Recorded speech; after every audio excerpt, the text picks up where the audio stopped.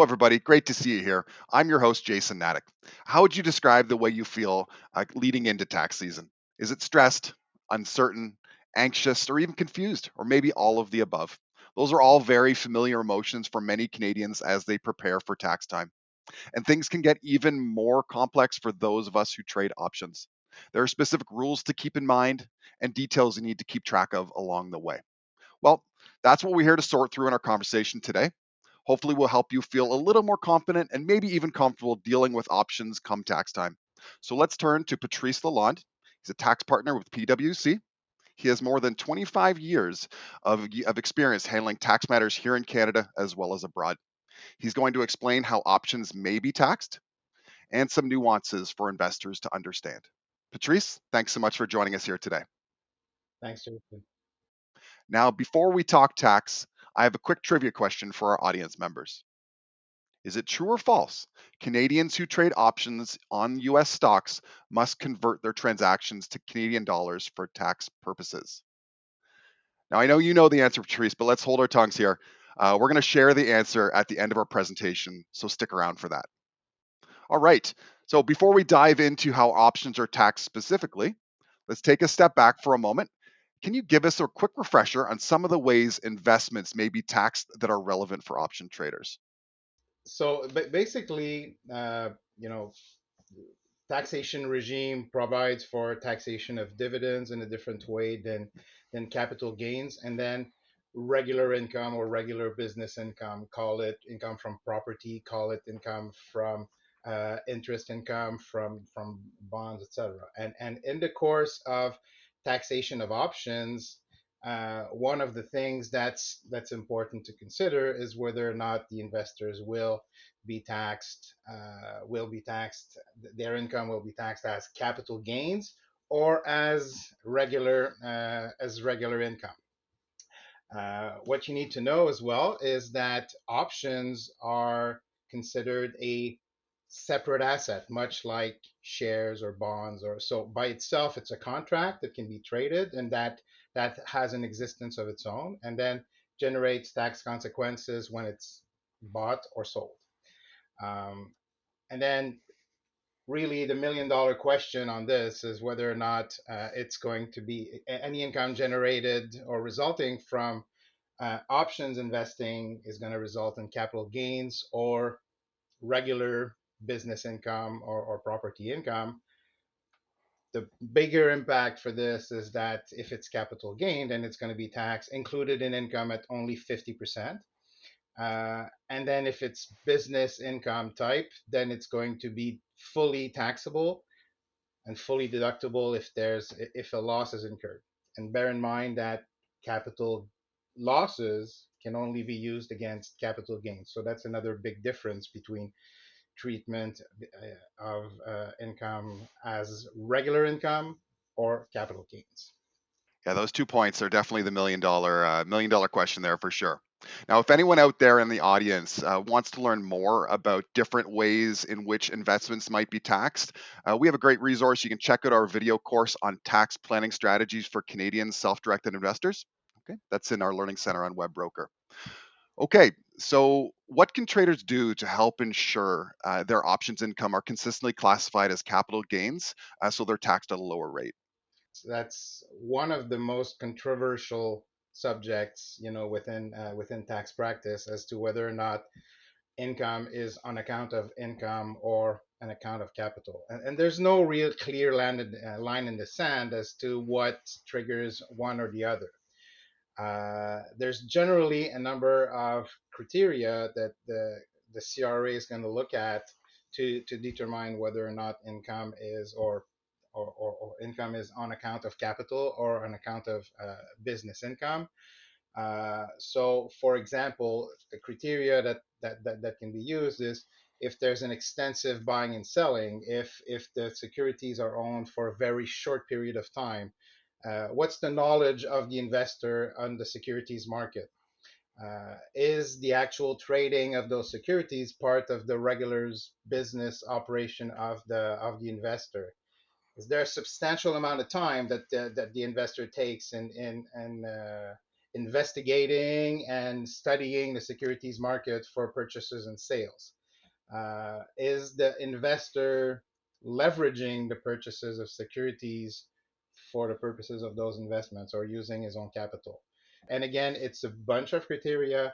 And sad to say, but although I'm trying to provide the best information here, there's nothing like tax advice looking at the fact of the situation for each individual investors, such that a clear opinion can be made if you have doubts. One thing that's nice to know is that trading in Canadian securities, there is an election for non-brokers or non-traders that they can actually make an election initially when they start investing and use that election to actually characterize all their future gains and losses to be on account of capital if they make that election. That election is only eligible for Canadian securities. One small caveat with respect to options is that although options are not included in the notion of securities for the purpose of this election, the CRA actually recognizes that it's going to track this. It's going to apply the same treatment to the resulting income arising from the options as it would on the underlying securities. Right. So what I'm hearing from you is it all really depends on your own personal situation and how you've handled things in the past. That can really weigh on how things are going to be treated in the future. Now we mentioned around kind of non-Canadian dollar assets. The U.S. option market is quite active, and many of our traders are trading U.S. options. How can the tax treatment be different from that of Canadian options for U.S. options? In the context of taxation of options for a Canadian resident, it's essentially going to be the same treatment.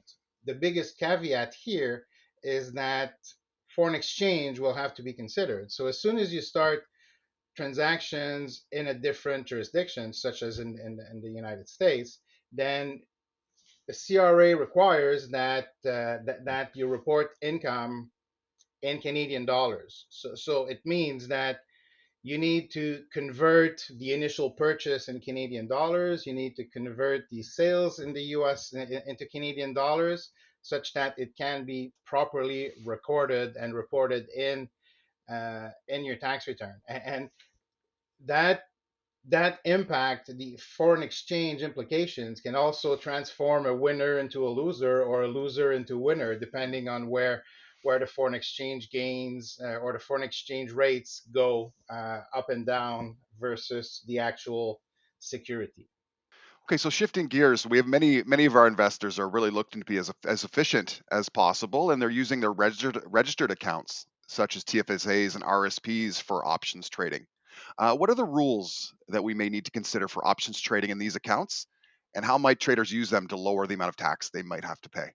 Those accounts, the TFSA and the RSP, cannot be utilized to carry on a business. So, if an investor is heavily trading, doing a lot of transactions and meets the criteria that I talked about earlier, that can have him become an actual or can have him generate income that would be considered business income in those transactions in this account, then the actual amount of income relating to those trades could be considered as taxable. Best practice is to use those accounts as, call it, their essential their original use. It's just to for long-term investments with a low volume of transactions. So if an investor starts to do more trades and a significant number of trades, you must be really careful to avoid crossing that line between capital gains or not becoming subject to business income treatment. We know the Canadian Revenue Agency frowns upon superficial losses, whereby an investor claims a capital loss on the sale of an investment only to repurchase it shortly thereafter. How does this rule apply to option traders? And what can traders do to avoid being penalized?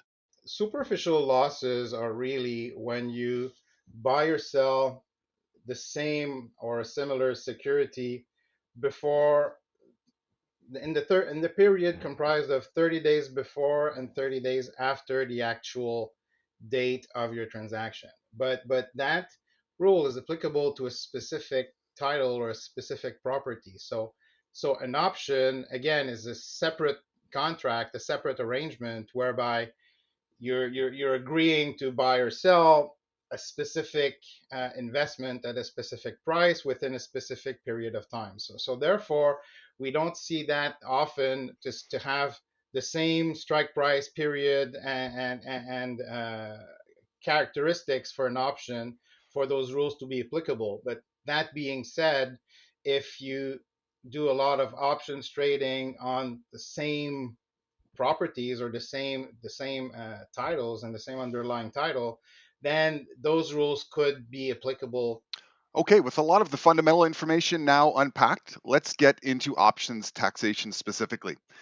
How and when might an investor be taxed when they are a holder or they buy a call or a put?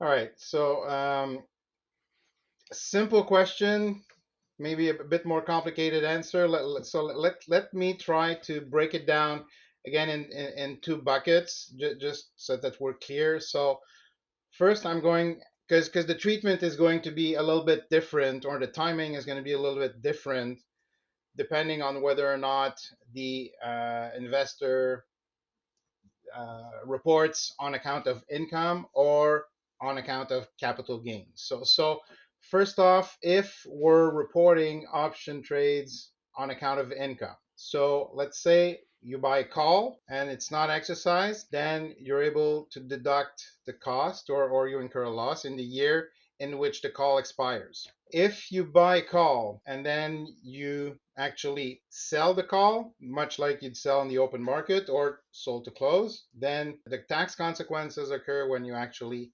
sell the call, and then you're going to realize a profit on the difference, a profit or loss on the difference. If you buy a call and exercise the call, then the cost is added to the cost of the purchased shares in the year it was exercised. And then the tax consequences are going to happen when you actually sell the underlying property. So that's for call options. Now for put options.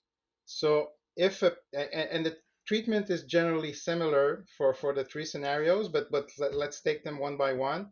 So again, if you buy a put and it expires, then you incurred the loss and it's written off in the year where it expires. So if you actually sell the put, then same thing, you're going to be able to write off the cost of the put against the proceeds for the put itself and then realize again a gain or loss. If you exercise the put, then exercising the put is essentially a reduction of your sales price on the underlying shares and therefore written off at the time of exercise. So it's either for puts it's either written off at the time you it expires or exercised. So that's when we're on account of income.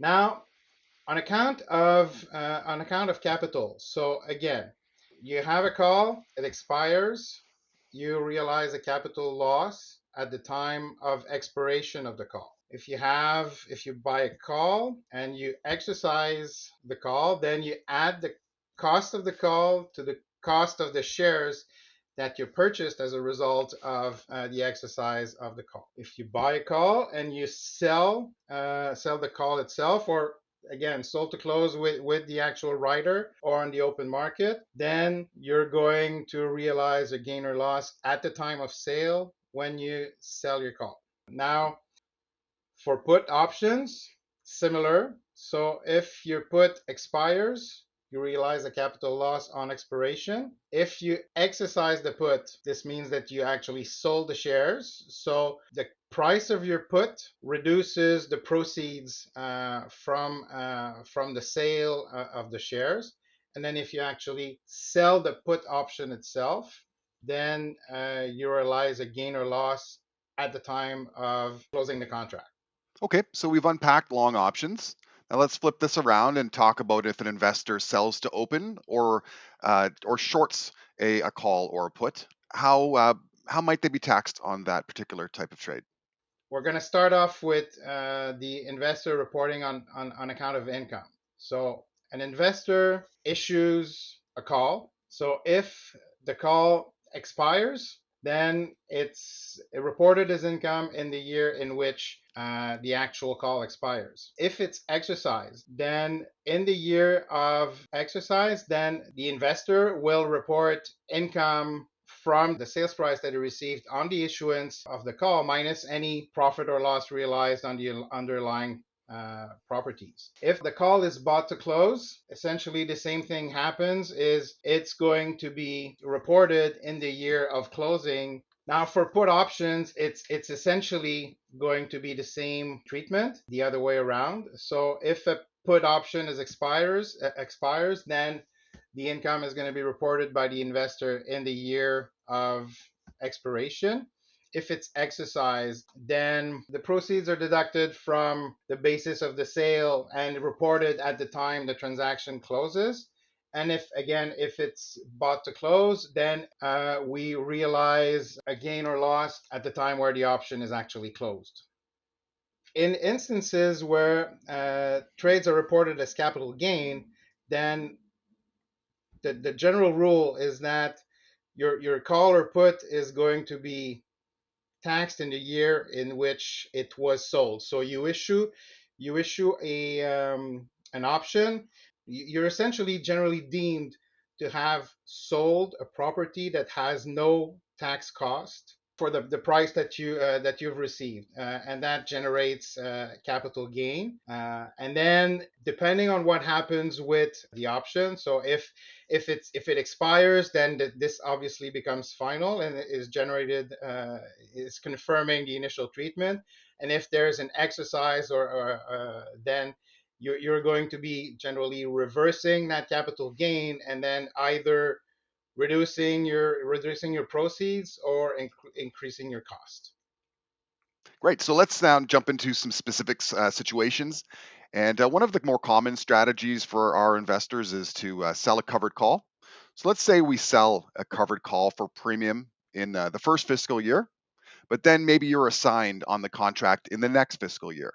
How would an options trader be taxed if the transactions crossed over two separate fiscal years?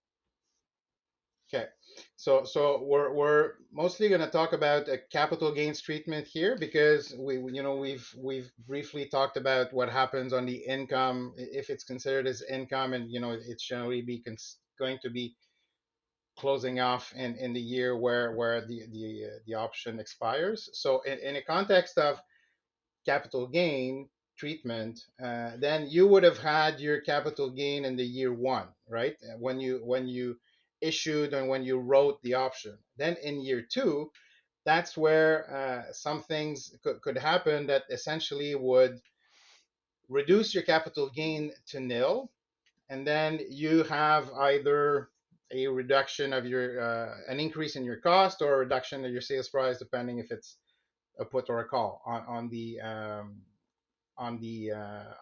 actual properties.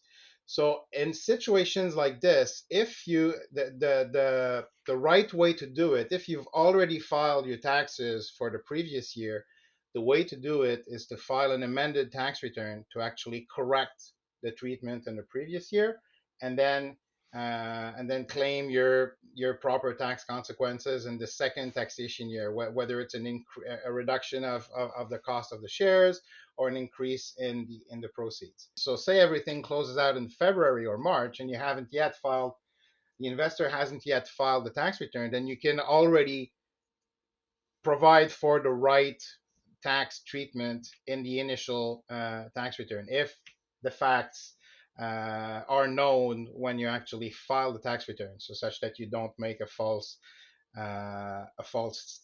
statement. But that being said, if at all possible, avoid long term closes or long term contracts that could straddle into two separate taxation years to avoid those extra complications. But it is possible to actually do it and to report it properly.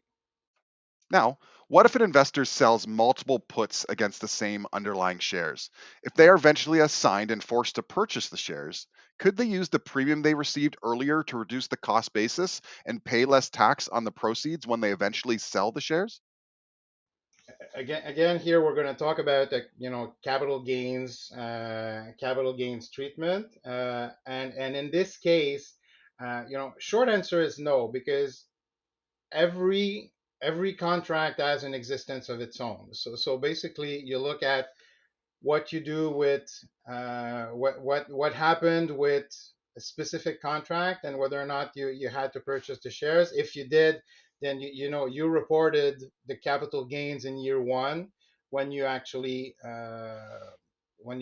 sold sold the options.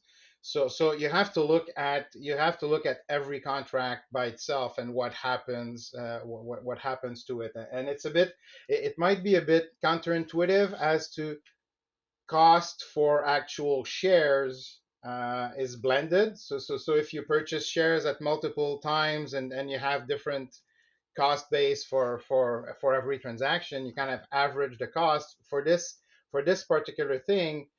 The options themselves are a contract which are subject to their own rules. So when you cash in on issuance of options, then you realize the capital gain, and only when a specific option is bought back or exercised that you can actually change the consequences for that options contract.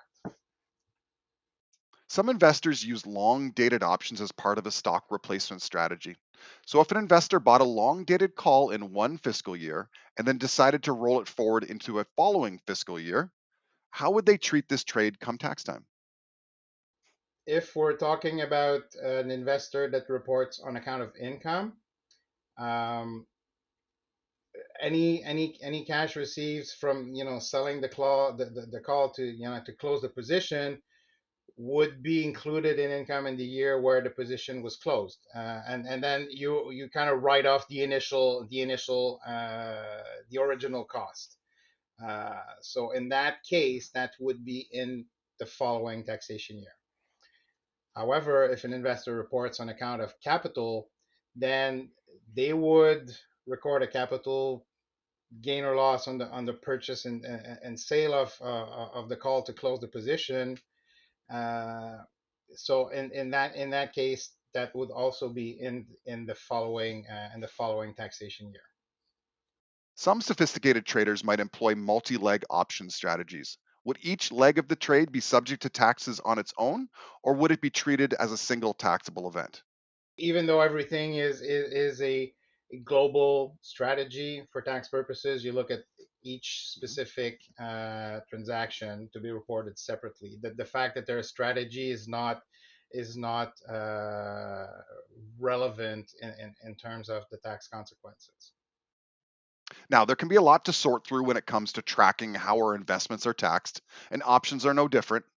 So, what are some of the steps investors can take to keep their records in order so they're ready for tax season? That's probably the biggest difficulties that tax preparers such as myself might face come tax time. Um, Essentially, the best way is, I mean, there can't be enough information, right? What you need to see is what happens with a given option. So when was it issued? The date. If it's in a foreign currency, what's the currency? What's the FX rate as of that time? And then same thing when the transaction closes and there's a purchase or sale of, because sometimes you're gonna have you can have a purchased the call option, purchased the securities, and sold the securities 2 years after. So your cost base is going to be the price you paid them plus the price of the option minus whenever you sold them, and then you might have a put option on that sale as well. So essentially, keeping track of the details of every specific transaction I mean, if you want to save yourself some trouble if you're ever audited, then have the support. I mean, it's very simple with an Excel spreadsheet to build in the support in there. When you're doing it for your tax returns, you already have the stuff. So put it in there, put it where it can be easily referenced, and that's going to save a bunch of trouble and a bunch of pain if you're ever audited. And generally the less expensive it's going to be because it takes less time, so professionals generally charge by the hour. So you're going to be better off, you're going to be better off as well. There you go. Okay, Patrice, thanks so much for breaking down all the tax rules for us. As many of our viewers may have gathered, tracking options transactions can potentially be challenging. So I wanted to show you how the e-services feature within WebBroker can help you stay on top of it all.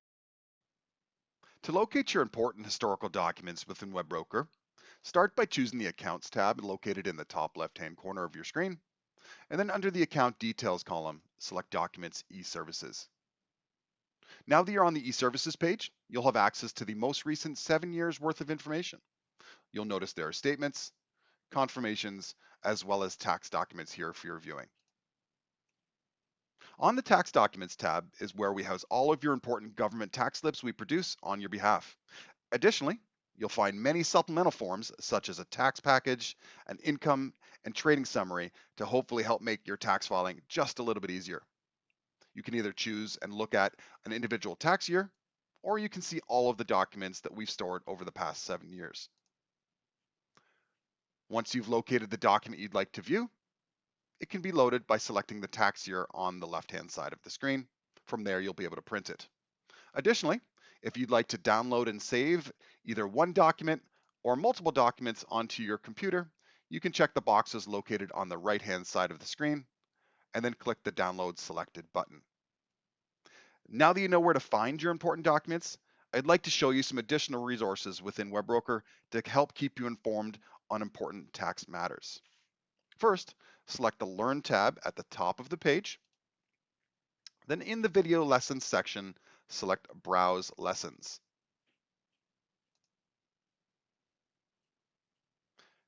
On this page, we store many on-demand educational videos for your support. To find specific tax-related videos, select the Filter option on the right-hand side. From here, under the How to Invest section, select Managing Taxes and then Apply Filters. You'll notice there's many videos that are here for your consumption. In addition to on-demand videos, WebBroker also has a very useful tax-related frequently asked questions resource available to you. It can be found by once again selecting the Accounts tab at the top of the page, and this time under the Self-Service column on the right, choose Tax Information Center located in the center of the column. All right, we're going to head over to our live audience Q&A in just a moment.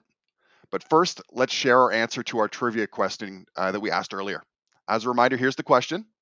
True or false, Canadians who trade options on US stocks must convert their transactions to Canadian dollars for tax purposes? And the answer is, it's true.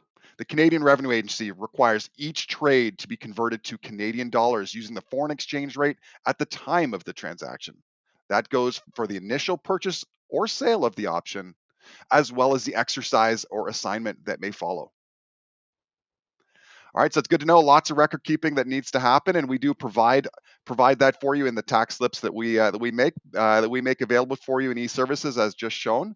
And the more you can provide to our friendly neighborhood tax preparers like Patrice, more information the better. So great. Okay, Patrice, thanks again for your time. Now let's head over to our live Q&A.